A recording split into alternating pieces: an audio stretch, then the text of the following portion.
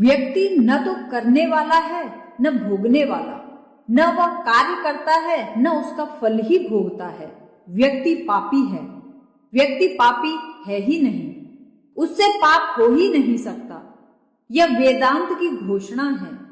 लेकिन मनुष्य अभिमान के कारण स्वयं को आत्मा एवं ब्रह्म से अलग समझने लग गया। इसी अज्ञान और संदेह के कारण वह स्वयं को कर्ता मानने लगा। कर्ता मानने से वह भोगने वाला भी बन गया।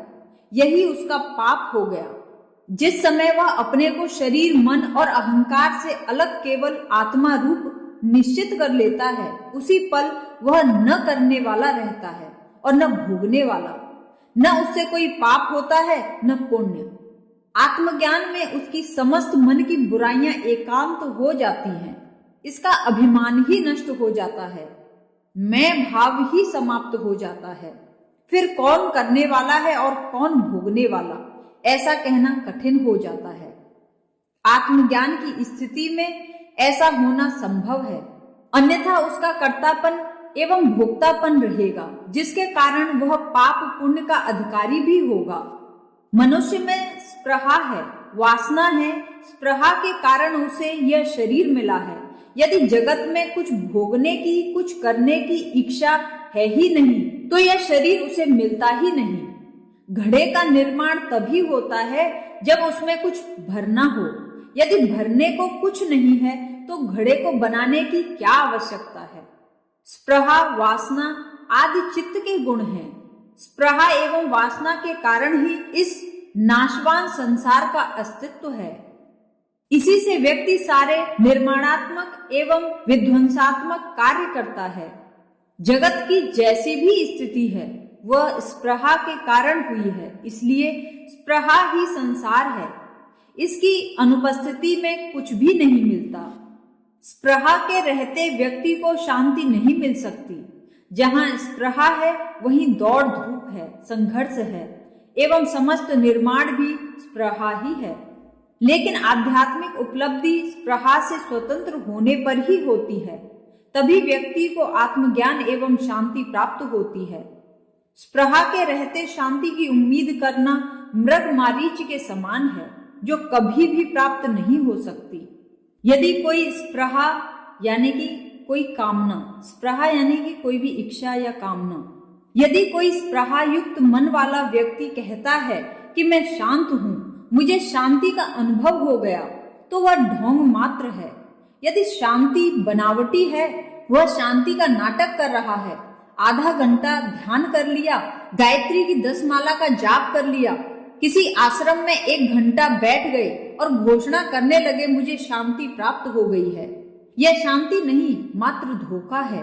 तो शांत प्रतीत होते हुए भी व्याकुल हैं। उनकी शांति बाहरी है, जो क्षण भर में नष्ट हो सकती है। ऐसी शांति मूर्ख व्यक्ति की ही शांति है, जो क्षण मात्र की ही बनावटी है। इसके विपरीत ज्ञानी स्पृहा मुक्त हो जाने से वास्तविक शांति को प्राप्त होता है, क्योंकि अशांति का कारण इच्छाएं थीं जो समाप्त हो गई हैं। इसलिए वह परम शांत है। उसकी शांति स्वाभाविक है, क्योंकि उसमें कोई दोष नहीं होता। यदि ऐसा ज्ञानी उच्छृंखलता ही दिखाता है तो भी वह शोभा पाता, क्योंकि उसमें कोई दोष नहीं होता। जिसके पीछे स्पृहा यानी कि इच्छाएं, वासना नहीं होती, अंदर की गंदगी को छिपाने के लिए व्यक्ति बाहरी आडंबर से उसे छिपाना चाहता है, जबकि भीतर से स्वच्छ होने पर उसे इसकी आवश्यकता नहीं होती। जिस ज्ञानी व्यक्ति की कामना शांत हो गई, कोई वासना नहीं रही, तो कल्पना रहित, बंधन रहित हो गया। जिसे संसार में एक तत्व का ज्ञान हो गया, वह स्वतंत्र चित्त वाला धीर व्यक्ति बड़े बड़े भोगों के साथ खेल करते हुए खेल के समान नाटक रूप तटस्थ होकर साक्षी भाव से भोगता है। वह चाहे तो पहाड़ की गुफाओं में भी रह सकता है। दोनों में ही अनाग्रह पूर्ण होता है। दोनों में वह समान भाव रखता है। जिस व्यक्ति को भोगों को भोगने या उन्हें छोड़कर वन में चले जाने का आग्रह होता है, जो सब कुछ नियम संयम में बंधकर कार्य करता है, जो नियमों, मान्यताओं, परंपराओं, रूढ़ियों के अनुरूप चलता है, ऐसा व्यक्ति मुक्त नहीं है। वह बंधनों में बंधा हुआ है। ज्ञानी व्यक्ति सभी प्रकार के बंधनों से मुक्त होकर केवल आत्मा में निवास करने वाला स्वच्छ विचारों वाला होता है। ज्ञान रहित व्यक्ति की इच्छा होती है, वासना होती है, जिसको प्राप्त करने के लिए वह पंडितों, ज्योतिषियों, आचार्यों के पास जाता है। धन, सम्मान और पुत्र प्राप्ति के लिए देवताओं की पूजा अर्चना करता है। अपने पापों के प्रायश्चित करने के लिए वह तीर्थों की यात्रा करता है, उन्हें पूजता है, मंदिरों में जाकर पूजा स्तुति करता है। वह स्त्री को देख काम वासना के लिए प्रेरित होते हुए उसे प्राप्त करना चाहता है। वह राजा को मक्खन लगाकर मंत्रियों के पीछे पीछे घूमता फिरता है कि कहीं कोई सीट उसे भी मिल जाए, चुनाव का टिकट प्राप्त हो जाए। वह अपने प्रिय व्यक्तियों को देखकर भी उनसे कुछ प्राप्त करने की आशा करता है। अष्टावक्र बताते हैं कि धीर पुरुष ज्ञानी भी इनको देखता है, लेकिन उसमें उसकी कामना न होने के कारण वह इनसे कुछ भी प्राप्त करने की इच्छा नहीं करता है। वासनाओं वाला चित्त ही अनेक दोषों वाला होता है, लेकिन जिस आत्मज्ञानी ने वासनाओं को शांत करके ज्ञान प्राप्त कर लिया है, वह सभी प्रकार के दोषों से मुक्त हो जाता है। ज्ञान रहित व्यक्ति वासनाओं में मग्न और अभिमानी होता है। वासना के कारण ही उसमें लालच एवं मोह होता है, जिनकी प्राप्ति न होने पर वह क्रोधित होता है। मान सम्मान की इच्छा अभिमान के कारण होती है। यदि उसको वह न मिल पाए या कोई उसका अपमान करे, निंदा करे, तो उसका सीधा प्रभाव उसके अभिमान पर होता है, जिसके प्रभाव से वह बेचैन हो जाता है और बदला लेने का प्रयास करता है। जब द्रौपदी ने कौरवों से कहा कि अंधे के अंधे ही पैदा होते हैं, तो कौरवों के अभिमान को ठेस पहुंची, जिसके परिणाम स्वरूप महाभारत का युद्ध हुआ। सृष्टि में इस अभिमान पर ठेस लगने के कारण ही बहुत से उत्पात हुए हैं। जो इस अभिमान को फुसलाने का उपाय जानते हैं, वे अपना कार्य बड़ी सरलता से निकाल लेते हैं। अभिमान से यदि पाप होता है तो पुण्य भी अभिमान के कारण ही होता है। इस अभिमान से रहित व्यक्ति यदि पाप नहीं करता तो पुण्य भी नहीं करता है, वह जैसा है वैसा ही रहता है। अतः अष्टावक्र कहते हैं कि योगी अभिमान रहित हो जाने से अपने सेवकों, पुत्रों, पत्नियों, दोहित्रों और मित्रों आदि के द्वारा धिक्कारने पर भी तथा हंसी उड़ाने पर भी दोष नहीं होता है, क्योंकि अभिमान ही समस्त दोषों का आधार है। ज्ञानी व्यक्ति और ज्ञान रहित व्यक्ति के अंदर और बाहर में बड़ा अंतर होता है। ज्ञान रहित व्यक्ति के अंदर अभिमान, कामना, लालच, असंतोष, मोह, काम, क्रोध, हिंसा सब भरी होती हैं, लेकिन बाहर से वे विनम्र, सहनशीलता, दयालु, दानवीर, अहिंसक, सेवापरायण, त्यागी होने का बनावटी चेहरा लगाकर घूमता है। वह बाहर से शांत, प्रसन्न, सुखी, संतुष्ट दिखाई देता है, लेकिन अंदर से उतना ही बेचैन और असंतुष्ट होता है। लेकिन इसके विपरीत ज्ञानी अंदर से पूर्ण संतुष्ट होता है। न उसकी कोई इच्छा है, न वासना। उसे परम शांति प्राप्त हो गई। अब प्राप्त करने के लिए कुछ भी शेष नहीं बचा है, इस कारण वह संतुष्ट है। लेकिन बाहर से देखने से वह भी असंतुष्ट के समान ही दिखाई पड़ता है। वह संसार में अपने कार्यों को करता हुआ ऐसा प्रतीत होता है कि उसे भी कुछ प्राप्त करने की आशा है। वह भी सम्मान चाहता है। वह बाहर से दुखी, चिंतित दिखाई देने पर भी दुखी नहीं होता है, न चिंतित होता है।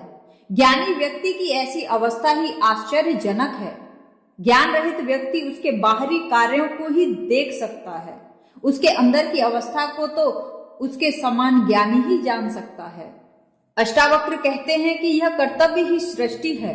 सृष्टि में रहकर कर्तव्य को ही करना पड़ता है। बिना कार्य किए कोई व्यक्ति नहीं रह सकता।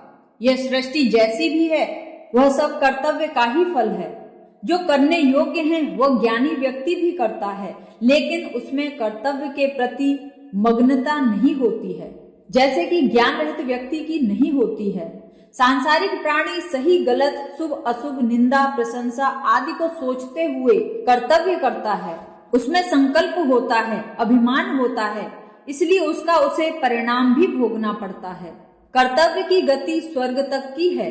अच्छे कार्य करके वह व्यक्ति स्वर्ग सुख को तो भोग कर सकता है, लेकिन यह मोक्ष को प्राप्त होने में बाधा है।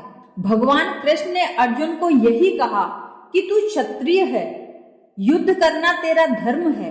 अगर युद्ध भूमि में तू मृत्यु को प्राप्त हो गया तो तुझे स्वर्ग की प्राप्ति होगी, और मगर तेरी विजय हुई तो राज्य का भोग करेगा। ऐसा नहीं कहा कि तू मरने पर मोक्ष को प्राप्त होगा। मुक्ति का मार्ग इस कर्तव्य मार्ग से अलग है। वह व्यक्ति जगत से मुक्त नहीं होता, बल्कि स्वर्ग से भी स्वतंत्र हो जाता है। स्वर्ग में योग चाहे हो, लेकिन वहां पर भी कामना है, उम्मीदें हैं, सम्मान की आकांक्षा है। इस कारण ये देवता व इंद्र आदि भी परेशान हैं। कभी सांसारिक व्यक्ति इंद्रासन हिलाते हैं तो कभी राक्षसों का उपद्रव होता है। उन्हें भी शांति नहीं है। केवल आत्मज्ञानी ही कामना रहित हो जाने से स्वतंत्र है। वह शून्यकार, बिना कोई आकार और दोष रहित एवं कष्ट रहित होता है, जिससे वह सृष्टि को कर्तव्य के समान देखते हुए बल्कि अभिनेता के समान देखता है। वह केवल परमात्मा को ही करने वाला कर्ता मानता है। जो व्यक्ति इस वास्तविकता को नहीं जानता, वह कर्तव्य के बारे में ही वर्णन करता है।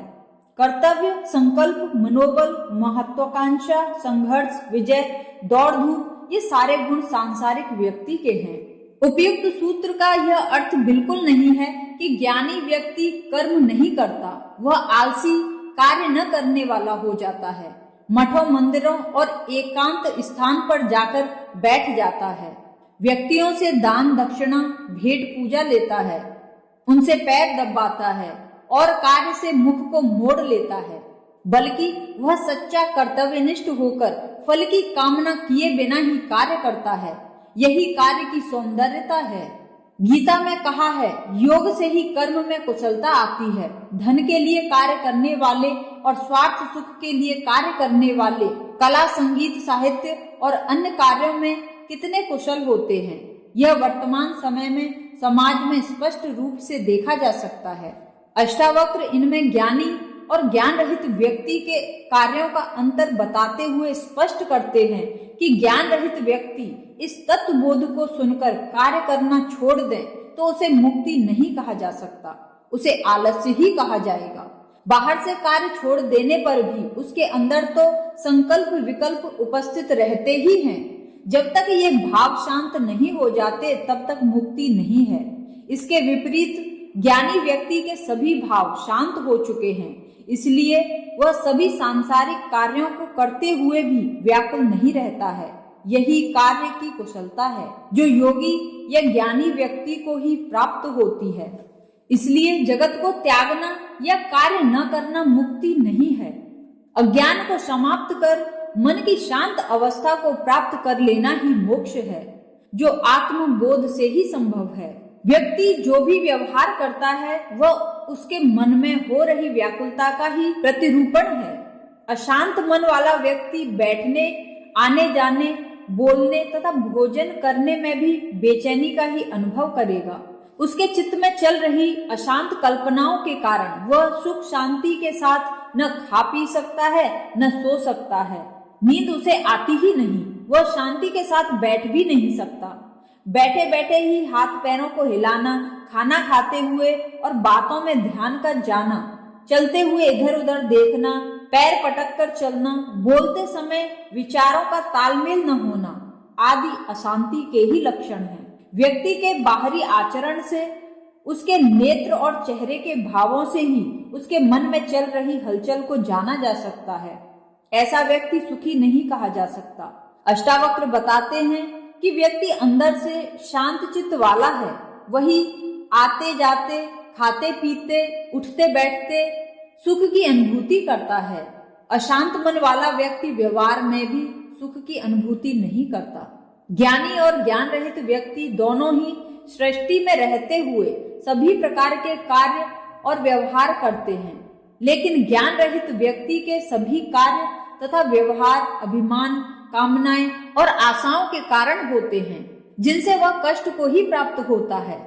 जबकि ज्ञानी व्यक्ति कार्य एवं व्यवहार करता हुआ भी उनसे स्पर्शहीन ही रहता है, उन्हें खेल मानकर करता है। फल प्राप्त होने की कामनाएं उनके साथ न लगी होने से वह खेद को प्राप्त नहीं होता।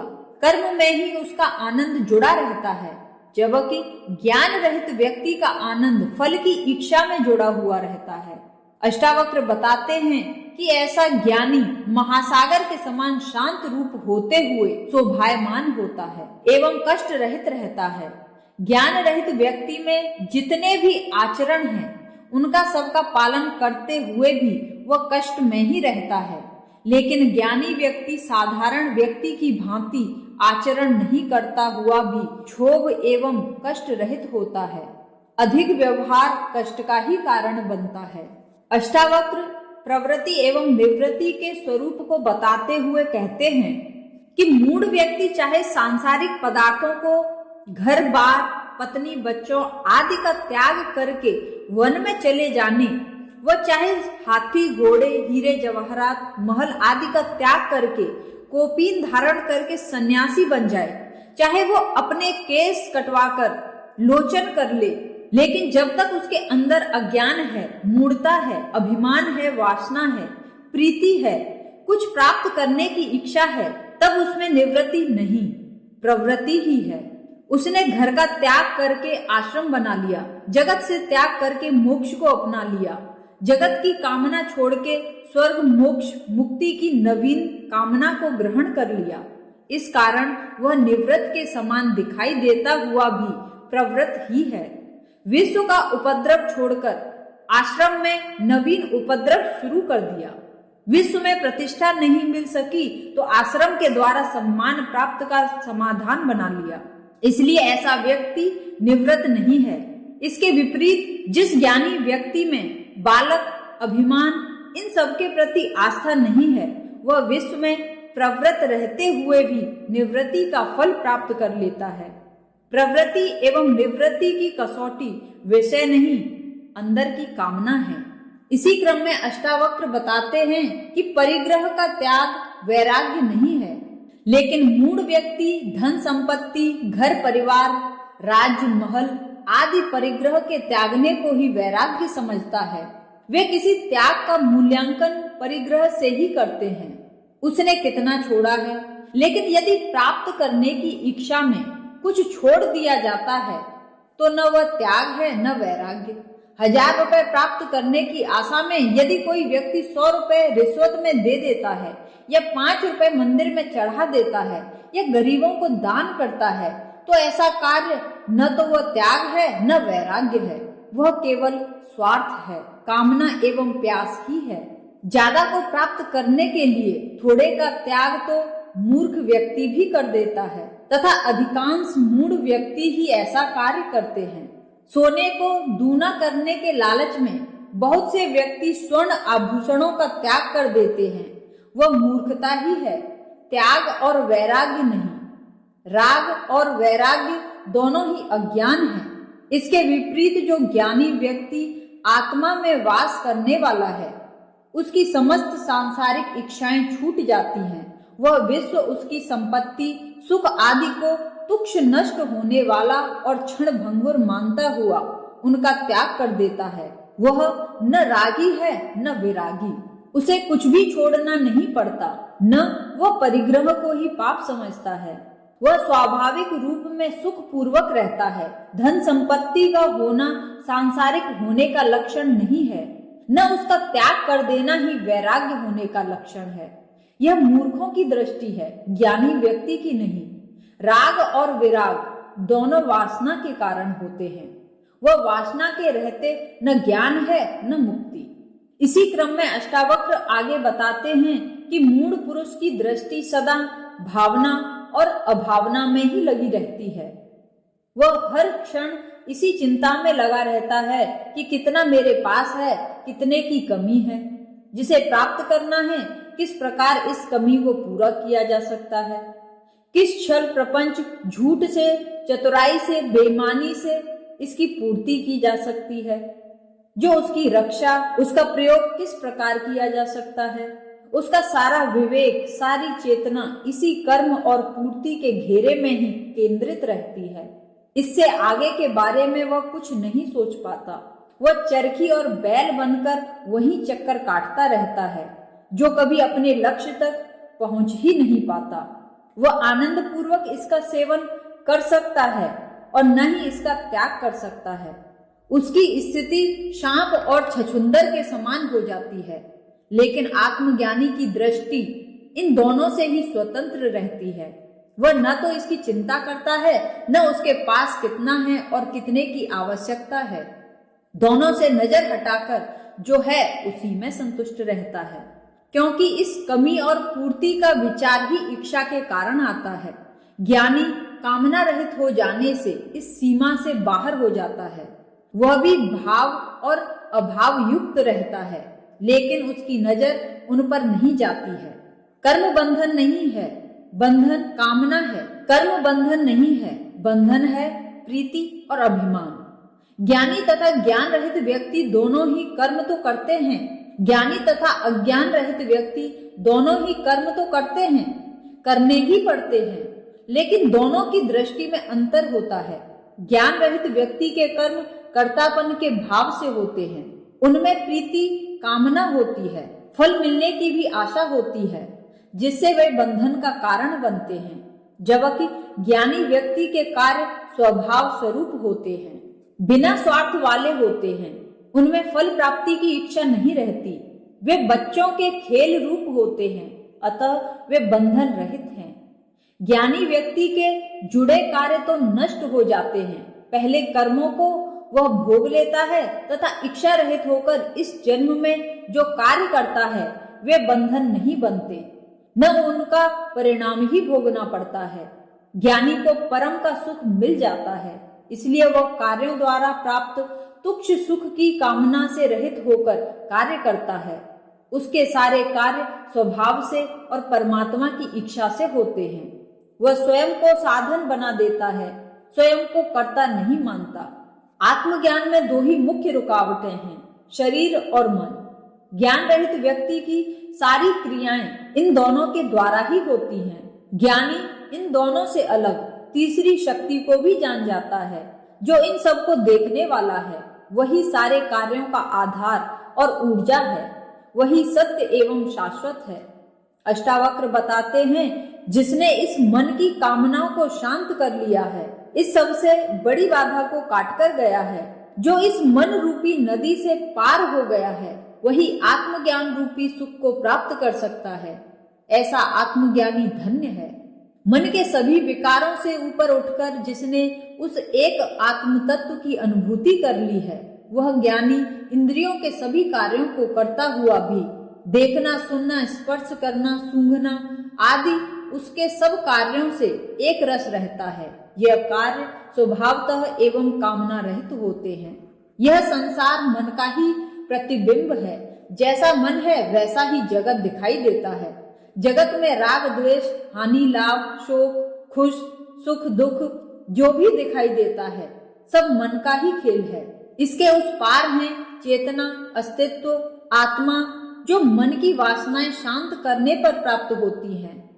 यह आत्मा आकाश के समान स्वच्छ, निर्मल, दोष रहित और निर्विकल्प है, लेकिन वह मन रूपी विचारों के बादलों से घिरा होने के कारण दिखाई नहीं देता। लेकिन वही संसार का आधार है।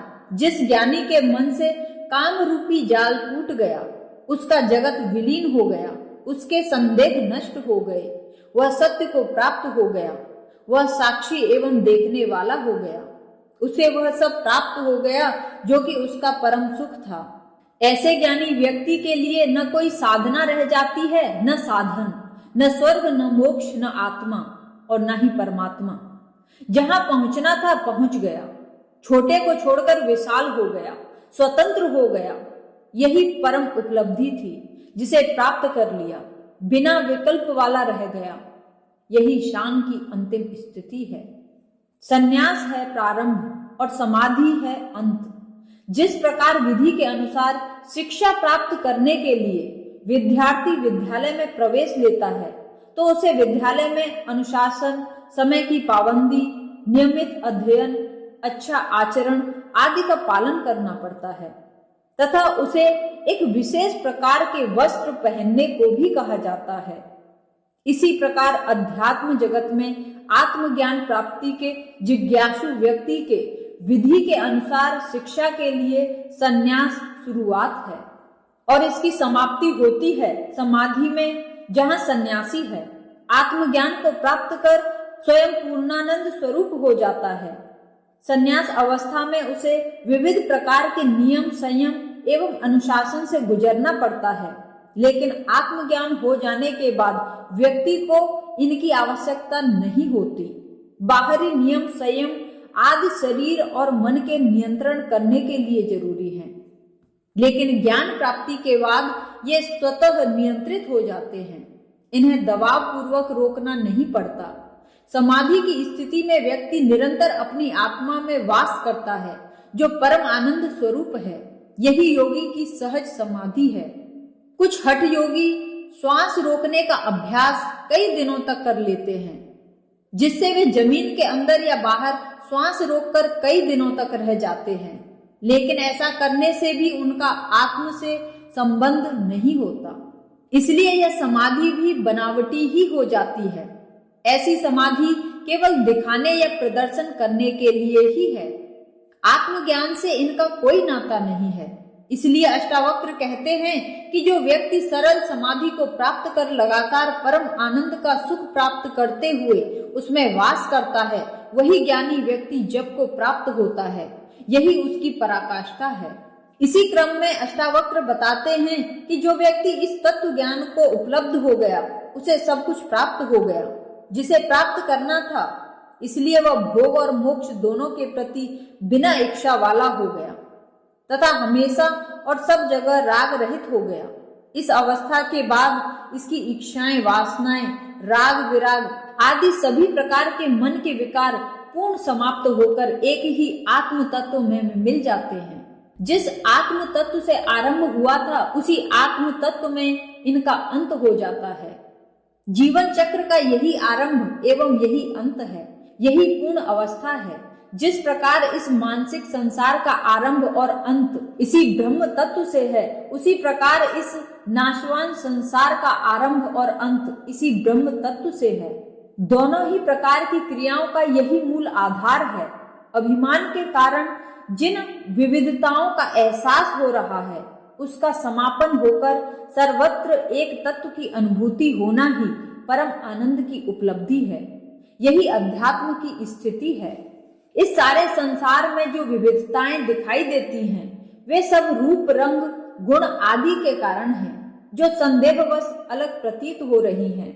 वह विविधता अज्ञान मात्र है, जो द्वैत का आधार है। एक ही चेतन ब्रह्म विविध क्रिया रूपों में प्रकट होता है, जिसे महत, अभिमान, पंचतंत्र मात्र, पंच महाभूत कहते हैं। ये नाम मात्र को ही अलग हैं, अन्यथा ये ब्रह्म के ही स्वरूप हैं। इनके अलग अलग नाम होने से ही विविधता प्रतीत होती है, अन्यथा ये अलग नहीं है। बाहर से अलग दिखाई देने पर भी अंदर से जुड़े हुए हैं, अभिन्न हैं। इस संदेह या अज्ञान के कारण ही विविध प्रकार के कार्य करने पड़ते हैं एवं इसी अज्ञान को नष्ट करने के लिए विविध प्रकार की साधना, योग, भक्ति, कर्म, ध्यान आदि करने पड़ते हैं। लेकिन अष्टावक्र कहते हैं कि जिसे आत्मज्ञान हो गया, जिस व्यक्ति ने उस परम तत्व को जान लिया, उसका यह संपूर्ण द्वैत संसार छूट जाता है और ऐसा ज्ञानी व्यक्ति ही उस अध्यात्म आत्मा में स्थित हो जाता है। अभिमान एवं वासना के कारण जगत में जितने संबंध बने हुए थे, वे सब झूठे सिद्ध हो जाने से छूट जाते हैं। इसके बाद ज्ञानी का कोई कार्य शेष नहीं रह जाता। ज्ञानी व्यक्ति न तो कुछ छोड़ता है और न ही प्राप्त करता है। केवल अज्ञान या संदेह छूट जाता है और सत्य एवं ज्ञान को प्राप्त हो जाता है। ज्ञान रहित व्यक्ति संदेह में जीवन यापन करता है और अज्ञान ही उसका जगत है। ज्ञानी व्यक्ति और ज्ञान रहित व्यक्ति में यही अंतर है। आत्मज्ञान को प्राप्त हो जाने के पश्चात व्यक्ति का स्वभाव ही शांत हो जाता है। उसे शांति के लिए कोई प्रयास नहीं करना पड़ता। कोई जप, तपस्या, नियम, हठयोग, शीर्षासन, ध्यान कुछ भी करने की उपयोगिता नहीं रह जाती, क्योंकि ज्ञान की अवस्था में उसे यह सारा संसार प्रपंच संदेह रूप ज्ञात होने लगता है, जैसे यह कुछ भी नहीं है। जगत का यह समस्त खेल इंद्रियों, अभिमान और वासना के कारण अलग प्रकार का दिखाई देता है। आत्मज्ञान प्राप्त होने की स्थिति में ही इसके वास्तविक स्वरूप का ज्ञान होता है, वरना नहीं। इसलिए व्यक्ति के द्वारा किए जाने वाले कार्य अज्ञानता के कारण उन्हें और बढ़ा देते हैं। मन में हजारों प्रकार की वासनाएं हैं, जिनके कारण यह संसार वैसा ही दिखाई देता है। आंख पर जैसा चश्मा लगा होगा वैसा ही यह जगत दिखाई देगा। इसका वास्तविक स्वरूप अज्ञान के कारण कभी दिखाई नहीं दे सकता। इसलिए इसे प्रपंच, माया, संदेह, झूठा आदि कहा गया है। ज्ञान प्राप्ति पर इसका सत्य रूप प्रकट होता है और सारे संदेह नष्ट हो जाते हैं। ऐसे व्यक्ति ही शांत मन वाले होते हैं। यह शांति उसकी स्वाभाविक होती है। परमात्मा का कोई कारण नहीं है, वही सबका कारण है। उसे किसी ने बनाया नहीं, वही सबको बनाने वाला है। वह मूल बोध है। विज्ञान संसार में 196 तत्व मानता है। अध्यात्म उसमें भी आगे की बात कहता है कि वह मूल तत्व एक ही है। 106 तत्व भी तत्व नहीं है, यौगिक ही है। उसी एक तत्व को अध्यात्म ने ब्रह्म नाम दिया है। सारा संसार उसी की अभिव्यक्ति है, उसी का फैलाव मात्र है। यह जगत बनाया गया है। इसे बनाने का न कोई कारण है न उद्देश्य है। मूर्ख व्यक्ति ही इस संसार को बनाने का कारण और लक्ष्य खोजते हैं। संसार उस शक्ति का सरल स्फुरण है जो अपने आप हो रहा है, किसी निश्चित लक्ष्य से नहीं किया जा रहा है। इसलिए इसे परमेश्वर की लीला कहा गया है। चिड़ियां चहचहाती हैं, मोर नाचते हैं, पक्षी उड़ते हैं, बच्चा उछलता कूदता है, पुष्प खिलते हैं, झरने बहते हैं, व्यक्ति काम वासनाओं में आसक्त होता है, आदि सब उस चेतन का सरल स्फुरण मात्र है। इसके पीछे परमात्मा की न कोई इच्छा है न लक्ष्य। लेकिन मूर्ख व्यक्तियों में इन सब का लक्ष्य निश्चित कर दिया। वे कहते हैं कि परमात्मा ने जगत इसलिए बनाया कि तुम मुक्त हो सको, तुम अपने पापों का प्रायश्चित कर सको, तुम ज्ञान को प्राप्त हो सको। ये सब चित्तरत दिमाग की मूढ़तापूर्ण दृष्टि है। अष्टावक्र कहते हैं कि ऐसी मूढ़तापूर्ण दृष्टि ज्ञान रहित व्यक्ति की होती है। इसलिए वह अपने को मुक्त करने के लिए अनेक प्रकार के ढंग अपनाता है। संसार से वैराग्य को ले लेता है, घर त्याग कर वन में चला जाता है, घर परिवार धन संपत्ति सब त्याग कर देता है। वह ऐसा विचार करता है कि यहाँ छोड़ देने से उसे स्वर्ग में मिल जाएंगे। कुछ व्यक्ति मृत्यु के समय दान करते हैं, जिससे ये वस्तुएं आत्मा के साथ साथ चलती रहें। कुछ व्यक्ति अधिक बुद्धिमान होते हैं, वे इस सामग्री को मृत्यु से पहले ही भेज देते हैं, जिससे मरने पर आगे पहले से ही तैयार मिले। ये सब मूढ़ताएं हैं। लेकिन ज्ञानी व्यक्ति इन दिखाई देने वाले भावों को नहीं देखता। वह उस शुद्ध स्फुरण रूप आत्मा को देखता है, उसकी अनुभूति करता है। ऐसे ज्ञानी व्यक्ति के लिए न कोई विधि शेष रह जाती है, न वैराग्य की आवश्यकता है, न त्याग की। यह संसार आत्मा का स्फुरण मात्र है, जो अनेक रूपों में स्फुरित हुई है। संसार में जो अनेक रूप दिखाई देते हैं, वे सब प्रकृति के द्वारा जन्मे हैं, माया रूप हैं। यह स्फुरण शक्ति का प्रदर्शन है। चेतन तत्व आत्मा सूक्ष्म रूप में इसमें बसी हुई है। ज्ञान रहित व्यक्ति इस स्फुरण प्रकृति को ही देखता है, वह इसी में लालायित होता है, वह इसी को सब कुछ मानता है। यही उसका बंधन है। लेकिन ज्ञानी व्यक्ति इस नाशवान प्रकृति को माया रूप मानकर केवल उसके कारण स्वरूप आत्मा में विश्राम कर स्थित रहता है। इसलिए उसके लिए यह प्रकृति बंधन नहीं हो सकती। जब बंधन ही नहीं तो मोक्ष किसका? अतः ज्ञानी व्यक्ति बंधन और मोक्ष का विचार भी नहीं करता। सारे सुख और दुख प्रकृति द्वारा जन्मे हैं, संघर्ष के कारण हैं, स्वयं को मन और शरीर समझने के कारण हैं। आत्म तत्व को प्राप्त हुए ज्ञानी को न दुख है न सुख है। यह परम आनंद की स्थिति है जिसमें वह स्थित रहता है। विश्व में क्या है? मोह है, ममता है, राग है, द्वेष है, ईर्ष्या है, घृणा है, प्रेम है, कामना है, तृष्णा है, अहंकार है, काम, लोभ है, आदि यही सब कुछ है। इसी का नाम है संसार। लेकिन यह सब प्रकृति द्वारा जन्मे हैं। संसार को सत्य मानने के कारण है। जो संदेह है, माया है, उसी अज्ञान के कारण व्यक्ति विभिन्न कष्टों को सहन करता है। बुद्धि से ही ज्ञान पैदा होता है। यह मन को तृप्त करने के लिए ही कार्य करती है तथा अच्छे बुरे, सत्य असत्य का अंतर करती है। यह मन की ही चाटुकार सेवक है। इसलिए अष्टावक्र कहते हैं कि बुद्धि प्रयत्न जगत में माया है, इसमें वास्तविक कहीं भी नहीं, तृप्त केवल आत्मा है। जिस ज्ञानी ने आत्मा को जान लिया वह मानता रहित, अभिमान रहित और कामना रहित हो जाता है। इस वासना में संसार भी उसे प्रभावित नहीं कर सकता। ऐसा ज्ञानी ही शोभायमान होता है।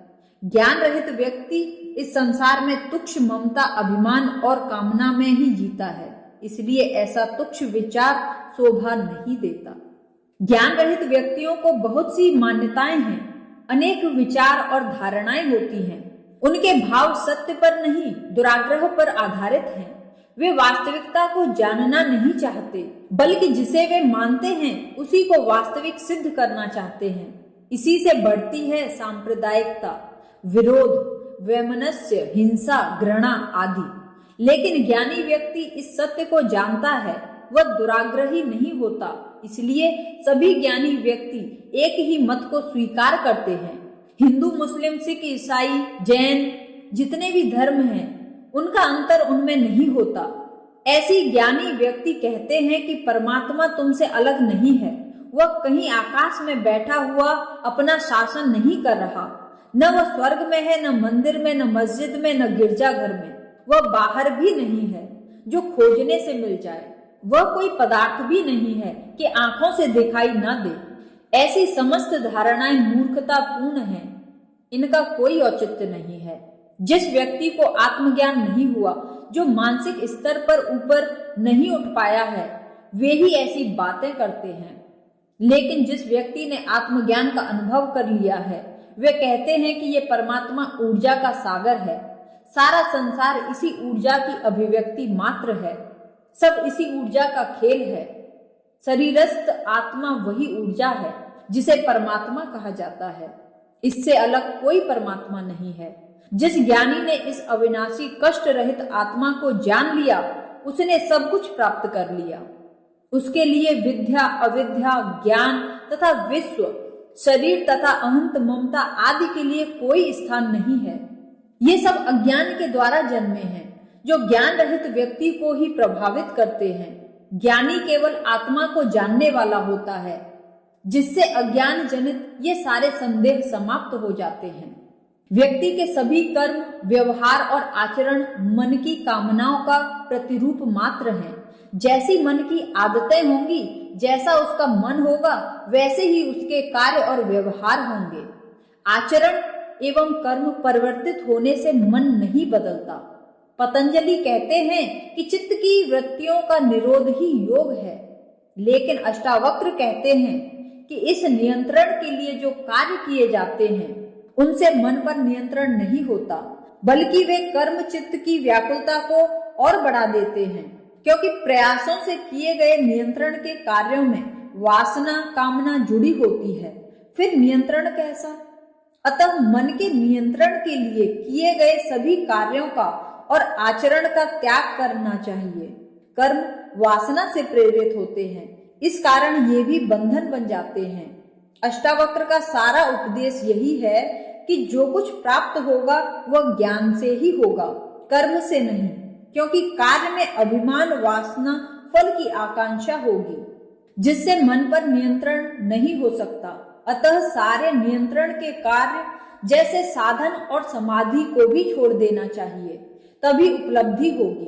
लेकिन यदि कोई मूर्ख या जड़ बुद्धि व्यक्ति इन कार्यों को छोड़ता भी है, तो भी उसके अंदर मनोकामनाएं होती हैं, कामनाएं, आकांक्षाएं होती हैं, अभिमान होता है, जिनको पूरा करने में वह प्रवृत्त हो जाता है, जिससे वह आत्मज्ञान से वंचित रहता है। इसका अर्थ यही है कि मन की पूर्ण शांत अवस्था में ही आत्मज्ञान संभव है। नियंत्रण आदि कार्यों को करने या उन्हें लक्ष्य पूर्ति हेतु त्यागने से नहीं होता। आचरण एवं कार्यों को करना या छोड़ना महत्वपूर्ण नहीं है, महत्वपूर्ण है मूर्खता को त्यागना, अज्ञान या संदेह को छोड़ना। व्यक्ति में अनेक प्रकार की मूढ़ताएं हैं। अभिमान, वासना, कामना, फल की इच्छा आदि मूढ़ताएं ही हैं। इनके उपस्थित रहते जो भी कार्य, आचरण एवं व्यवहार आदि होंगे सभी मूढ़तापूर्ण होंगे।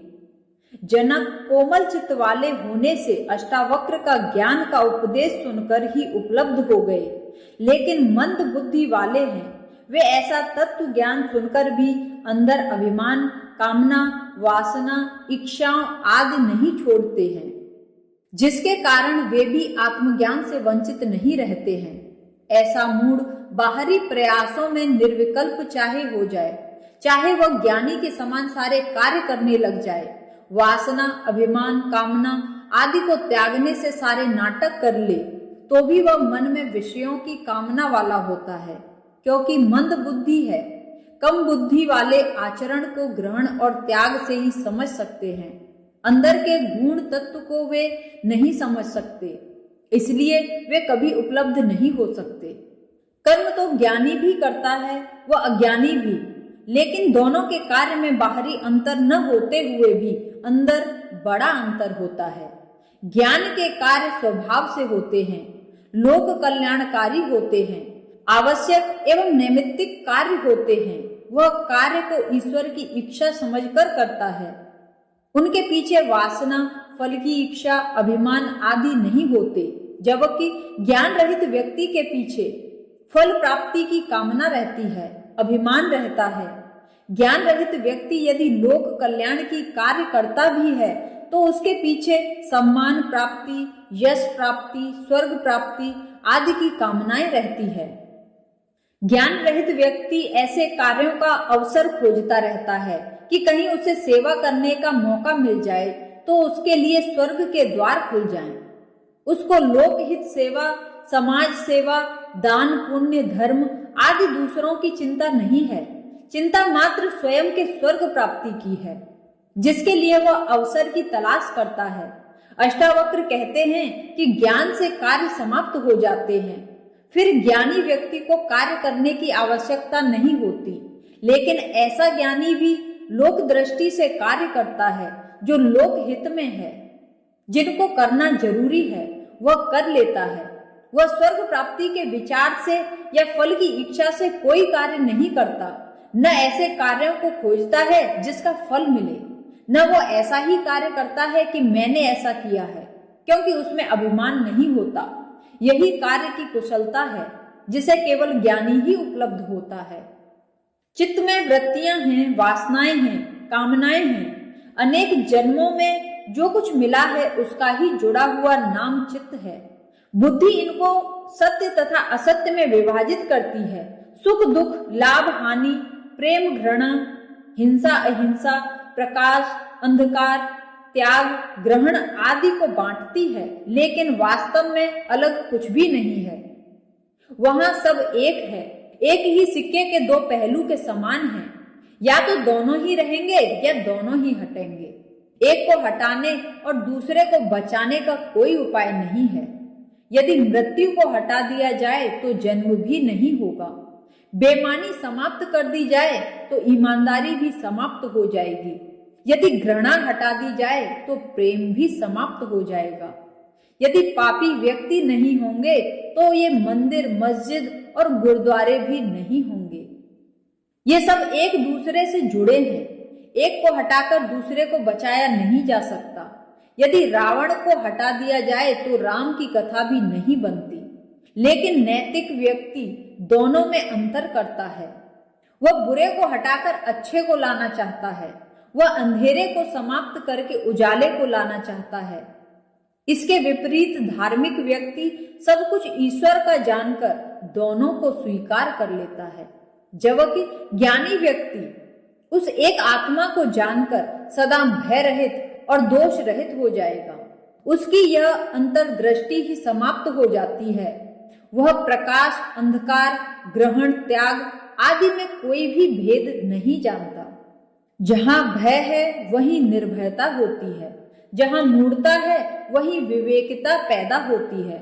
जहां व्याकुलता है वहीं धीरज के बारे में विचार किया जाता है।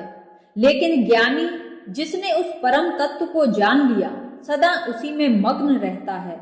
उसका स्वभाव अनिर्वचनीय हो जाता है, सभी संघर्षों से पार एक हो जाता है। उसका वर्णन नहीं किया जा सकता। वह न नियमों में जीता है, न किसी मान्यताओं में या परंपराओं में, न वह रूढ़ियों में जीता है, न आदतों में।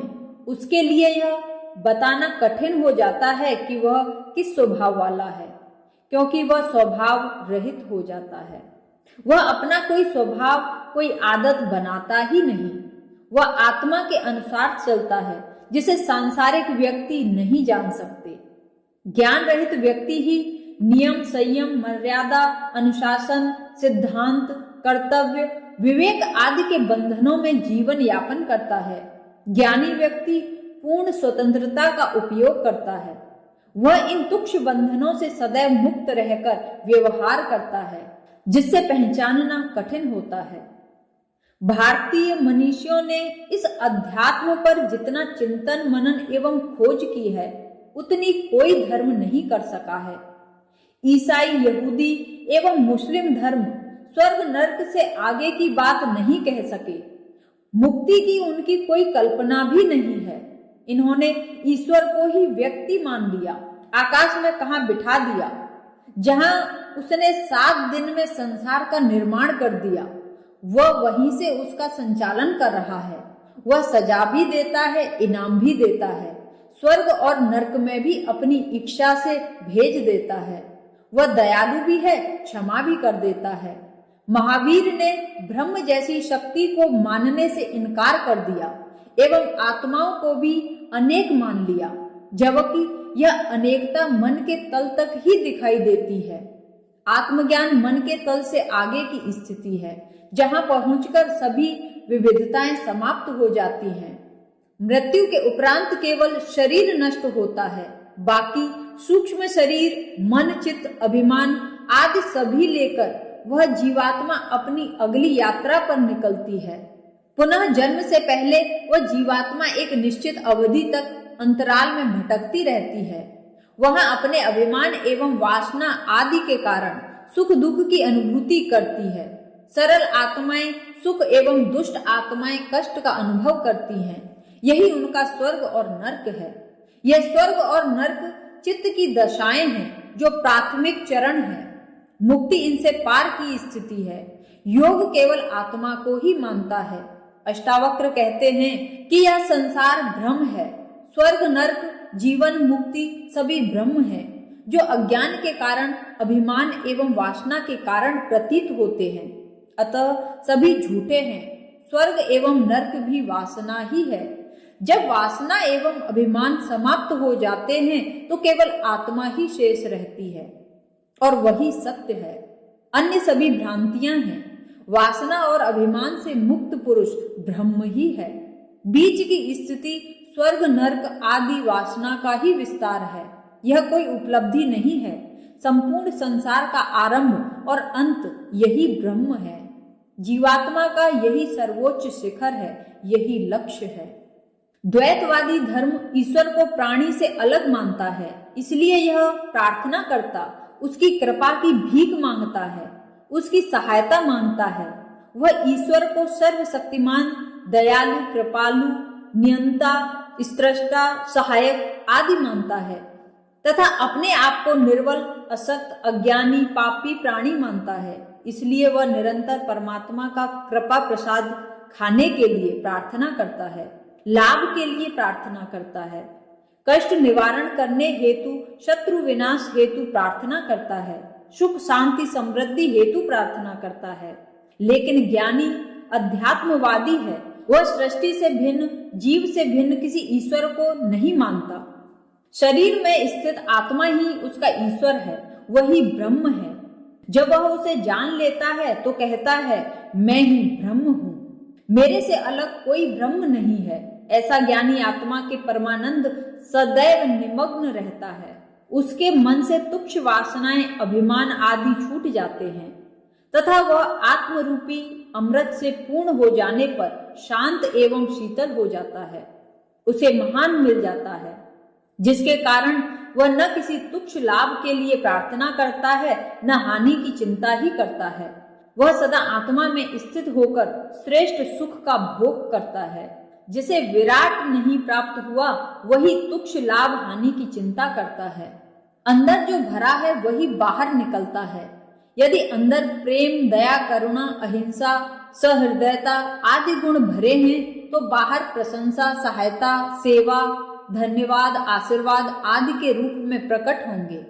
लेकिन जिसके अंदर घृणा, हिंसा, अभिमान, स्वार्थ, ईर्ष्या, क्रोध आदि भरा है तो वह बाहर निंदा, झगड़ा, क्लेश, युद्ध, आग्रह, दुराग्रह, दूसरों को सताना, यातना देना, हिंसा आदि अनेक रूपों में प्रकट होगा। इन बाहरी लक्षणों को देखकर उसके अंदर क्या भरा है यह ज्ञात किया जा सकता है। निंदक के न्यस्त स्वार्थ होते हैं, जिनको पूरा न होने पर वह निंदक बन जाता है। लोमड़ी को अंगूर न मिलने से ही उन्हें खट्टे कहती है, प्राप्त हो जाने पर भी मीठी कह देती है। काम से पीड़ित ही काम को गाली देते हैं। धन में जिसका लाभ है प्राप्त न होने पर वही धन को पाप बताता है। कमजोर ही बहादुरी की ढींगे हाँकता है। निंदा करना ही अपराध है। सज्जन व्यक्ति किसी की निंदा नहीं करते, लेकिन ज्ञानी प्रशंसा नहीं करते। निंदा और प्रशंसा दोनों ही वासनाग्रस्त हैं, दोनों के न्यस्त स्वार्थ हैं। ज्ञानी के चित्त की आदतें शांत हो जाती हैं। उसके अंदर निंदा व प्रशंसा दोनों की ही लहरें नहीं उठती। वह समान भाव वाला हो जाता है, शांत हो जाता है। उसके मन की चंचलता समाप्त हो जाती है। वह राग द्वेष दोनों के पार हो जाता है, जिससे निंदा व प्रशंसा के भाव ही समाप्त हो जाते हैं। ऐसा ज्ञानी निष्काम और कामना रहित है। उसका किसी से आग्रह ही नहीं होता, बिना आग्रह होना हो जाता है। यही समचित्त की दशा है, जहां कोई कमश ही नहीं होता। ऐसा व्यक्ति ही संतुष्ट सुखी है। वह न सुख में प्रसन्न होता है, न कष्ट में दुखी होता है। जो हो रहा है सब स्वीकार है। अगर कोई भला है तो हो, बुरा है तो हो। सज्जन, दुष्ट, धर्मात्मा, पापी जैसा है यह योगी की परम स्थिति है। ऐसी स्थिति में पहुंचे ज्ञानी को करने को कुछ भी शेष नहीं रहता। यही साक्षी भाव है। इसके बाद वह सुरकता हो जाता है। फिर न कोई साधना है, न सिद्धि, न संसार छोड़ना है, न मोक्ष पाना है। ज्ञानी की यही परम स्थिति है। इस स्थिति में पहुंचकर वह जो भी करता है वह कामना से नहीं, स्वभाव से करता है। राग होने से ही द्वेष पैदा होता है। राग के कारण से ही आस्था होती है, उसी से कामनाएं होती हैं। जिनके पूरा नहीं होने से ही द्वेष पैदा होता है। ज्ञानी का संसार से कोई राग नहीं होता, जिससे न उसकी आस्था ही होती है, न उससे कामना ही होती है। इसलिए वह उससे द्वेष भी नहीं करता। वह जगत को महत्वहीन समझ लेता है। फिर द्वेष कैसा? द्वेष करना भी इसको महत्वपूर्ण मानना है। महत्वहीन से कोई द्वेष नहीं करता। उसी प्रकार वह आत्मा को देखने की भी इच्छा नहीं करता। आत्मा अदृश्य है, इसे देखा नहीं जा सकता। उसकी अनुभूति होती है, उसका ज्ञान होता है। देखने में इच्छा होना भी कामना है, और कामना के रहते आत्मा की अनुभूति होती ही नहीं है। दर्पण निर्मल होने पर ही उसकी अनुभूति होती है। ऐसा ज्ञानी व्यक्ति प्रतिदिन आत्म सुख का अनुभव करता है, जिससे वह हर्ष शोक से मुक्त हो जाता है। वह राग रहित, वासना रहित होकर केवल स्वचेतना को ही सब कुछ मानकर स्थित रहता है। भोग, त्याग, राग, विराग, संसार, परमात्मा सब वासना ही है। इनके रहते हुए व्यक्ति को आत्मज्ञान नहीं होता। ज्ञान होने पर यह नहीं रहते। ऐसा ज्ञानी सांसारिक दृष्टि से जीवित जैसा नहीं दिखाई देता, क्योंकि उसकी सारी दौड़ धूप, आपाधापी, महत्वाकांक्षाएं, वासनाएं आदि सब छूट जाती हैं। वह कुछ करता ही नहीं, लेकिन वह मरे हुए जैसा भी नहीं होता, क्योंकि वह आलसी नहीं हो जाता है। वह पूर्ण जीवंत हो जाता है। वह कुछ नहीं करते हुए भी बहुत कुछ करता है। परमात्मा को भी कुछ नहीं करते हुए भी सब कुछ उससे हो रहा है। ऐसा ही ज्ञानी व्यक्ति है जो कुछ नहीं करते हुए भी उससे बहुत कुछ हो रहा है, उसके स्वभाव से ही होता रहता है। अज्ञानी और सांसारिक व्यक्ति की अपनी दृष्टि होती है और ज्ञानी की दृष्टि इससे अलग होती है। ज्ञान रहित व्यक्ति यदि अपनी दृष्टि से ज्ञानी व्यक्ति को देखेगा तो वह उसे कभी नहीं समझ पाएगा। ज्ञान रहित व्यक्ति अपने पुत्र पत्नी आदि के प्रति बड़ा प्रेम दिखाता है। वह हमेशा विषयों की ही कामना करता है तथा अपने शरीर को पोषण की चिंता करता है। वह हमेशा आशाओं में ही जीता है। इसके पीछे उसकी प्रीति और कामनाएं ही हैं। उसके स्वयं के संकीर्ण निहित स्वार्थ हैं जिससे वह ऐसा कर रहा है। ज्ञानी का भी पुत्र पत्नी आदि के प्रति प्यार तो होता है, लेकिन उनके प्रति कामनाएं, वासनाएं एवं पागलपन नहीं होता। वह भी शरीर की रक्षा तो करता है, लेकिन उसकी रक्षा की चिंता नहीं करता। स्वाभाविक रूप से अनाग्रह पूर्वक हो जाता है, उसे स्वीकार कर लेता है। ज्ञानी पुरुष सभी आशाओं से स्वतंत्र हो जाता है, जिससे वह प्रेम, कर्म आदि के सीमित क्षेत्र से ऊपर उठ जाता है। ऐसा ज्ञानी ही शोभा पाता है। ज्ञानी अनमोल को पा लेता है, इसलिए तुक्ष की वासना से मुक्त हो जाता है। वह भी कार्य करता है, लेकिन उसमें फल की इच्छा की कामना नहीं होती। कार्य के परिणाम स्वरूप जो उसे मिल जाता है उसी में वह संतुष्ट होकर अपनी जीविका चलाता है। उसे अधिक की चाह नहीं होती, न कम की चिंता होती है। वह शिकायतें भी नहीं करता कि आज जगत पापी हो गया, साधु संतों का कोई सम्मान नहीं है, उसे कोई देता नहीं, बेईमान खा जा रहे हैं, साधु भूखे मर रहे हैं। ऐसी भावना ज्ञानी व्यक्ति में पैदा नहीं होती। ज्ञानी स्वनिर्भर होता है। वह भोजन के लिए दूसरों पर निर्भर नहीं रहता। जो मिल जाए, जहां से मिल जाए, न मिले सब में संतुष्ट है। वह जगत को ही बंधन मानता है। जो शरीर पोषण के लिए किसी से क्यों बंधेगा? वह किसी स्थान विशेष से भी नहीं बंधता। वह स्वच्छता से किसी वासना के प्रति नहीं बंधता। उसके सोने, बैठने, चलने, ठहरने आदि के लिए कोई निश्चित स्थान, समय एवं नियम आदि नहीं होते कि वहीं ठहरूंगा, ऐसे बिस्तर पर ही सोऊंगा, घास पर सोऊंगा, काली गाय का दूध ही पीऊंगा, धन को हाथ कभी नहीं लगाऊंगा, पैदल व नंगे पांव ही चलूंगा। इस प्रकार के किसी नियम में नहीं बंधता। वह नियम के बंधनों से पार हो गया है, आग्रह मात्र छूट गया है। ऐसा ज्ञानी सर्वत्र ही संतुष्ट है। इसी क्रम में अष्टावक्र कहते हैं कि ऐसा ज्ञानी व्यक्ति सांसारिक नियमों व बंधनों में जीकर अपने आत्मा के स्वभाव में जीता है। वह जगत को भुला देता है। जिसकी किसी भी प्रकार की वासना नहीं रही, वह शरीर की कामना भी छोड़ देता है। जिसकी शरीर में प्रीति होती है, वही अधिक जीवित रहना चाहता है। मृत्यु के समय उसके प्राण निकलते ही नहीं। वह जीवन और मृत्यु के बीच संघर्ष करता रहता है। यमदूत उसे ले जाना चाहते हैं, लेकिन वह विश्व को छोड़ना ही नहीं चाहता, इसलिए जबरदस्ती उसे पकड़कर ले जाना चाहते हैं। उसके संबंधी गंगाजल, तुलसी देकर, गाय का दान एवं एकादशी दे उसके प्राण छुड़ाते हैं। यह सब शरीर से प्रीति रखने के कारण होता है। लेकिन ज्ञानी व्यक्ति शरीर में प्रीति नहीं रखता, इसलिए मृत्यु के समय उसे संघर्ष नहीं करना पड़ता। वह मृत्यु को भी सुख व आनंद जानकर स्वीकार कर लेता है। उसे वह ग्रह परिवर्तन के समान लगती है। जो जीवन में शांत एवं तृप्त रहा है, उसको मृत्यु के समय भी शांति की अनुभूति होती है। इसलिए ज्ञानी व्यक्ति कभी नहीं मरता, केवल शरीर का त्याग करता है तथा आत्मा ही उसका स्थायी निवास स्थान है। उसी में मग्न रहता है। जहां आसक्ति है वहीं बंधन है। जगत, पत्नी, पुत्र, संपत्ति, नगर, देश, धर्म, जाति, वर्ण आदि सीमित घेरों में व्यक्ति प्रीति तथा अज्ञान में स्वयं बंधा है। इनके पीछे उसके निहित स्वार्थ, जिनके कारण वह अपने आप को इन तुच्छ घेरों में बंद कर लेता है। इन सीमाओं में बंधकर व्यक्ति स्वयं सीमित हो जाता है। उसकी दृष्टि सीमित हो जाती है। वह इनसे बाहर न सोच सकता है, न उस विशाल को देख सकता है।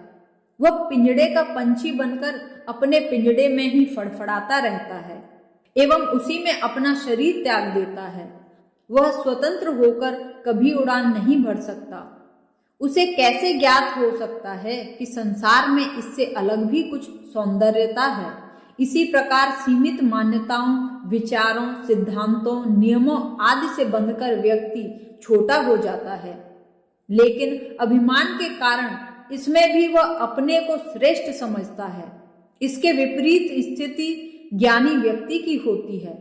वह अपने को इन बंधनों से स्वतंत्र कर लेता है। वह खुले आकाश में स्वतंत्रता पूर्वक विचरण करने वाला होता है। वह संघर्ष रहित होकर परम आनंद में रहता है। वह संदेह रहित होता है, स्वयं को अकेला एवं अकिंचन मानता है। इसी से वह सबका हो जाता है, श्रेष्ठ हो जाता है। प्रीति होने से वह व्यक्ति तुच्छ से बंध जाता है।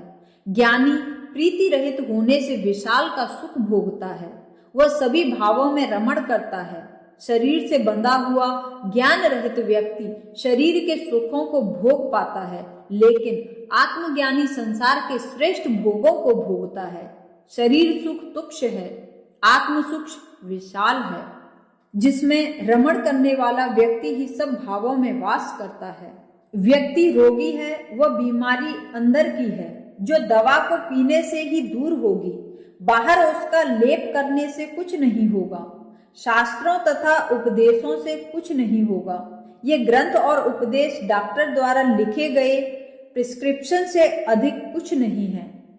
एनासिक को बनाने की विधि फॉर्मूला जान लेने से सिर का दर्द नहीं जाने वाला है। पानी कैसे बनता है यह जानने से प्यास नहीं बुझेगी, उसे अंदर ले जाना पड़ेगा। इसी प्रकार वस्तुओं का मूल्य स्नेह के कारण है। वस्त्र न पहनने से, राख का लेप करने से, भूखे करने से या कुटिया बनाकर रहने से ममता का छूट जाना आवश्यक नहीं है। जब तक अंदर स्नेह है, वस्तुओं के अंतर दिखाई देगा। सोना, पत्थर व मिट्टी में अंतर मालूम होगा। सोना महत्वपूर्ण इसलिए ही होता है कि उसके प्रति स्नेह है, मोह है, वरना वह मूल्यहीन है। आवश्यकताएं पूरी करना प्रीति नहीं है, लेकिन उनमें मग्न हो जाना, अनावश्यक वस्तुओं का संग्रह करना बुरा है। मकान, जमीन, जायदाद, धन आदि का परिग्रह आवश्यकता से अधिक करना अभिमान का कारण है। यह मानसिक बीमारी है।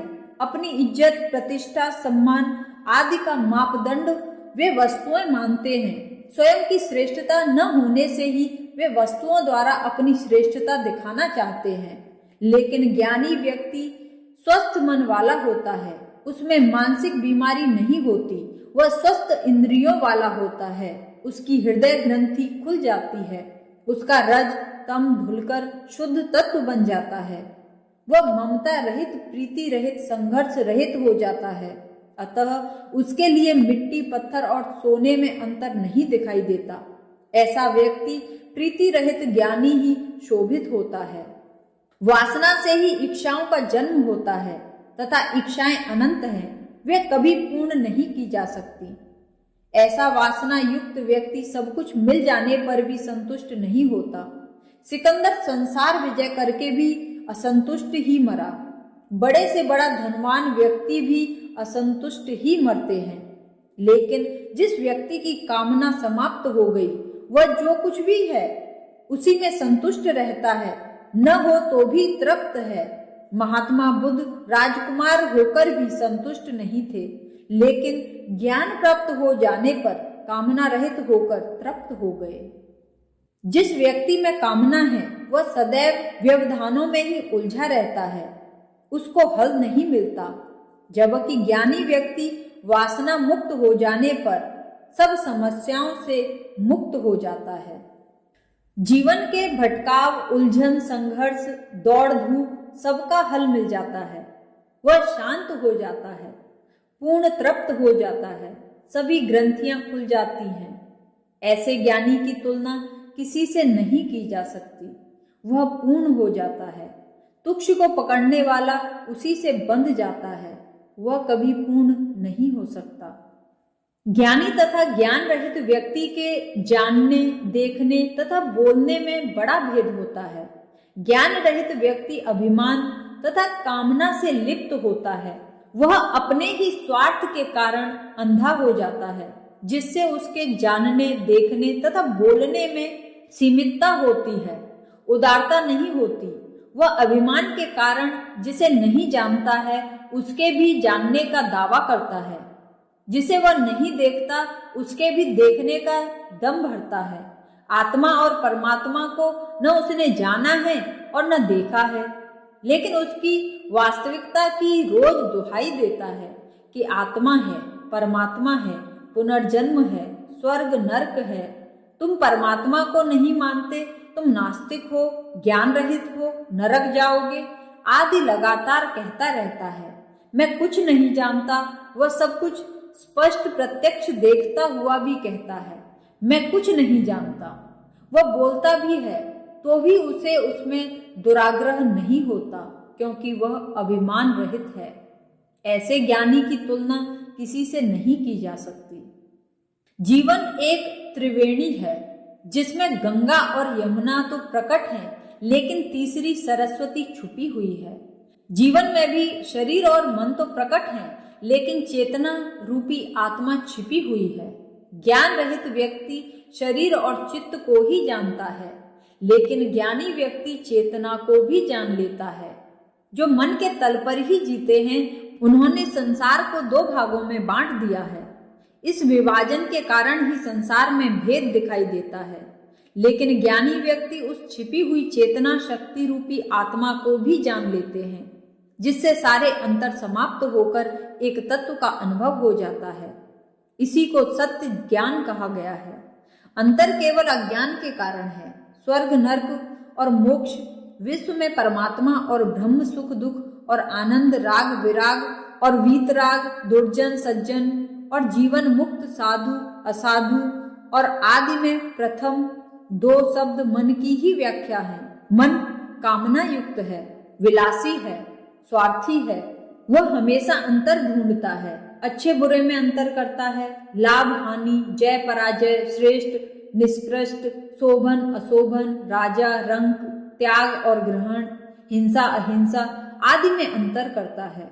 अपनी कामना एवं स्वार्थों के अनुसार उसे अच्छा तथा प्रतिकूल होने पर बुरा बता देता है, लेकिन ज्ञानी के पार हो जाता है। उसका अस्तित्व से मिलन हो जाता है। अस्तित्व में कोई अंतर नहीं है, इसलिए ज्ञानी ही समान बुद्धि वाला होता है। यह तीसरा शब्द समत्व बुद्धि का ही उदाहरण है, जो भारत की सर्वोपरि खोज है। जो धर्म संघर्षों से पार नहीं जा सके, वे मानसिक धरातल पर ही हैं। अस्तित्व स्वरूप ज्ञान का कुछ भी पता नहीं है। ऐसे धर्म आचरण को ही महत्व देते हैं। ज्ञानी उपलब्धि को महत्वपूर्ण मानता है। अतः अष्टावक्र कहते हैं कि जिसकी सब भावों में शोभन अशोभन बुद्धि गल गई है, और जो स्वार्थ रहित, जिसकी कोई कामना नहीं है, अभिमान नहीं है, फल की आकांक्षा नहीं है, ऐसा ज्ञानी व्यक्ति चाहे भिक्षा मांगने वाला या सारी भूमि का स्वामी सर्वत्र शोभित होता है। व्यक्ति की महानता धन, पद, मान, सम्मान आदि से नहीं मूल्यांकन किया जाता, उसके व्यक्तिगत गुणों पर की जाती है। कामना एवं अभिमान रहित ज्ञानी ही महान है, क्योंकि वह क्षणिक को त्याग कर शाश्वत को उपलब्ध हो गया है। जो व्यक्ति ज्ञान को प्राप्त हो जाता है, जिसने संसार के मूल तत्व आत्मा को जान लिया है, वह कपट रहित, सरल तथा यथार्थ चरित्र वाला हो जाता है। उसके लिए स्वच्छंदता, संकोच तथा तत्व का निश्चय जैसी कोई धारणा नहीं होती। वह स्वयं इन सब से पार अस्तित्व के साथ ही जीता है। अस्तित्व ही उसका अनुशासन, नियम, संयम होता है। वह मानस तल की स्वच्छंदता, संकोच आदि के पार हो जाता है। यही उसका विवेक है। आत्मज्ञान को उपलब्ध हो जाने के बाद व्यक्ति संतुष्ट हो जाता है, इच्छा रहित तथा शोक रहित हो जाता है।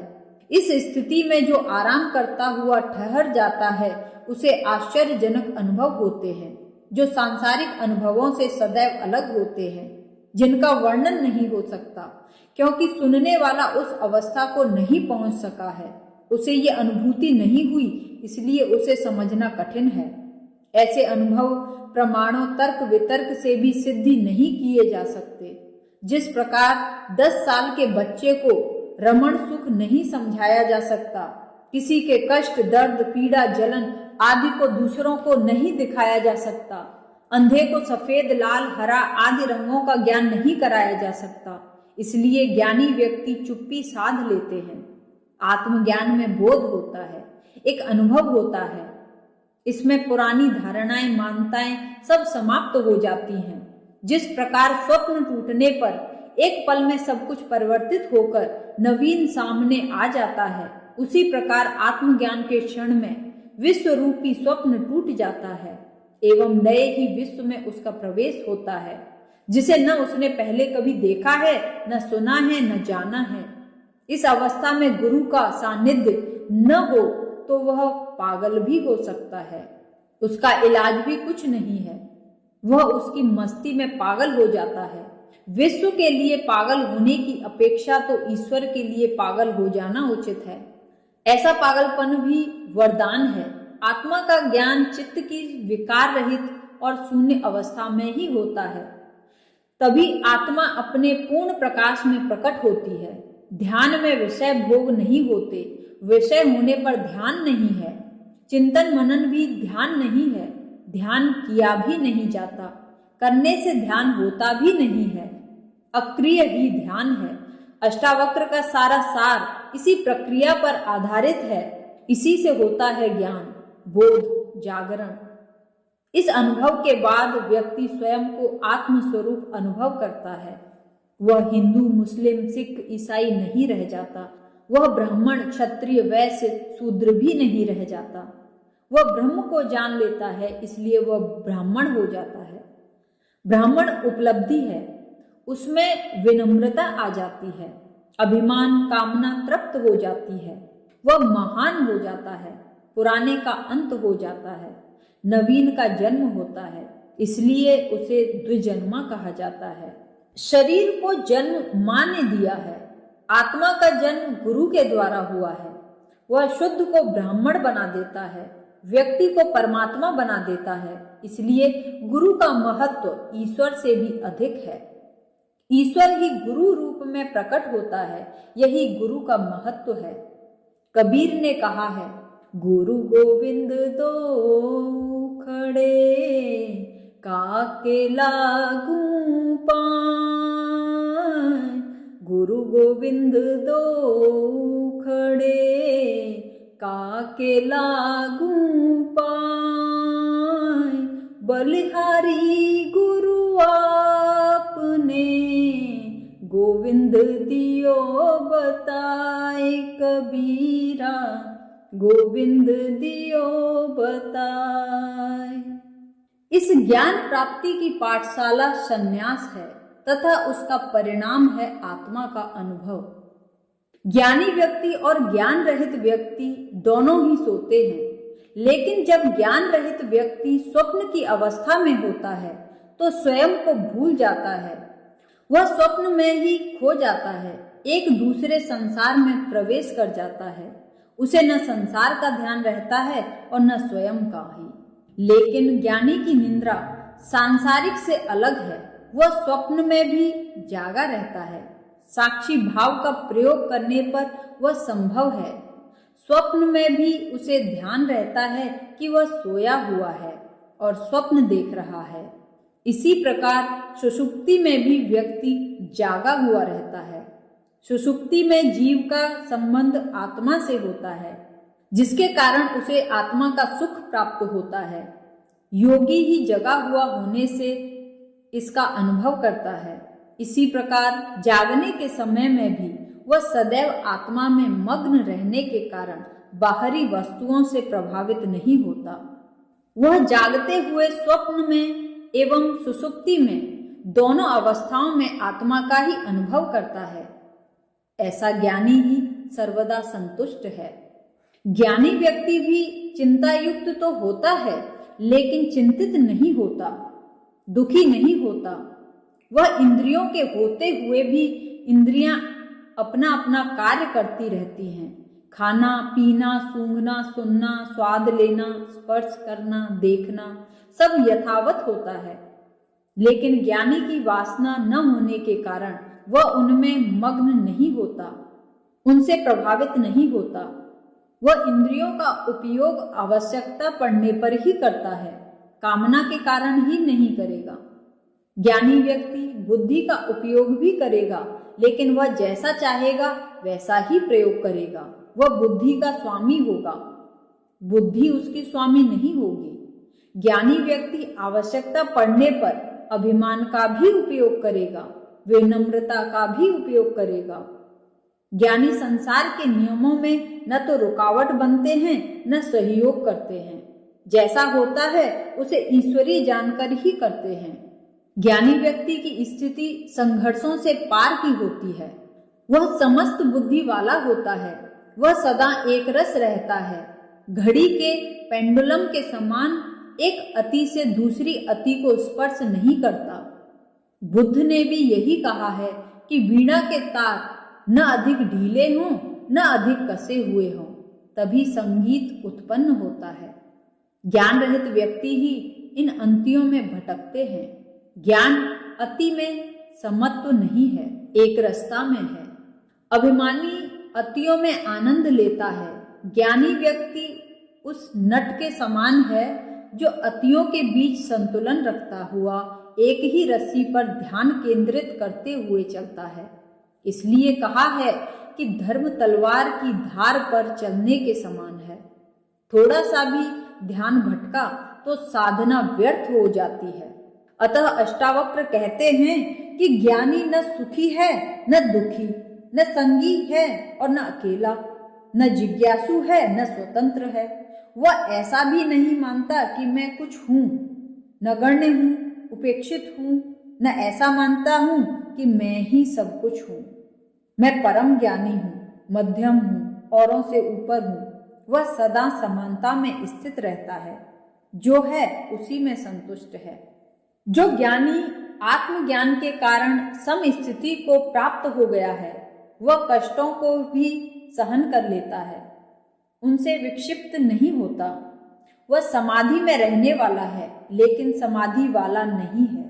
जो समाधि का निरंतर अभ्यास करता है, वह नेताओं उद्यमियों के समान भाग दौड़ नहीं करता, इसलिए जड़ के समान स्थिर ज्ञात होता है। लेकिन वह जड़ नहीं, पूर्ण चेतना है, जागरूक है। उसमें पांडित्य तो है, पूर्ण ज्ञान है, लेकिन पंडितों के समान अभिमान नहीं है, न पांडित्य की प्रदर्शन करने की इच्छा है। वह तर्क वितर्क में अविश्वास करते हुए ज्ञान को सरल और स्वाभाविक रूप से जैसा है, जैसा उसने जाना है, प्रस्तुत कर देता है। जिस व्यक्ति को आत्मज्ञान हो गया है, वही स्वतंत्र है। ज्ञान रहित व्यक्ति बंधनों में बंधा है, वह बीमार है, काम वासना अभिमान आदि कष्टों से दुखी है। जो इन बंधनों को तोड़ चुका है, ऐसा मुक्त व्यक्ति ही स्वस्थ है। वह किए तथा न करने योग्य कर्म दोनों से संतुष्ट है। किए पर न चिंता करता है, न शोक करता है, न प्रसन्न होता है तथा करने योग्य कार्य के प्रति इसकी इच्छा नहीं होती, फल की आकांक्षा नहीं होती। कर्मों को सरल भाव से कर लेता है, दोनों में समान रूप से व्यवहार करता है। किए और न करने योग्य कार्यों का स्मरण वही रखता है जिसे कुछ प्राप्त करने की कामना है। ज्ञानी व्यक्ति को न कुछ प्राप्त करना है न छोड़ना है, इसलिए वह न पश्चाताप करता है न प्रसन्नता एवं गर्व का अनुभव करता है। ज्ञानी की ऐसी स्थिति ही परम स्थिति है। प्रशंसा एवं निंदा से जो प्रभावित हो जाता है, वह ज्ञानी नहीं हो सकता। उसके अंदर अभिमान है, जिस पर निंदा का प्रहार होने से वह क्रोधित हो जाता है और उसकी प्रशंसा कर देने से वह प्रसन्न हो जाता है। ज्ञान रहित व्यक्ति इन सब से बहुत अधिक प्रभावित होता है। मुक्त व्यक्ति न तो मृत्यु के समय भयभीत होता है, क्योंकि वह उसे स्वाभाविक मानता है, संसार का नियम मानता है, न जीवित रहने पर प्रसन्न होता है।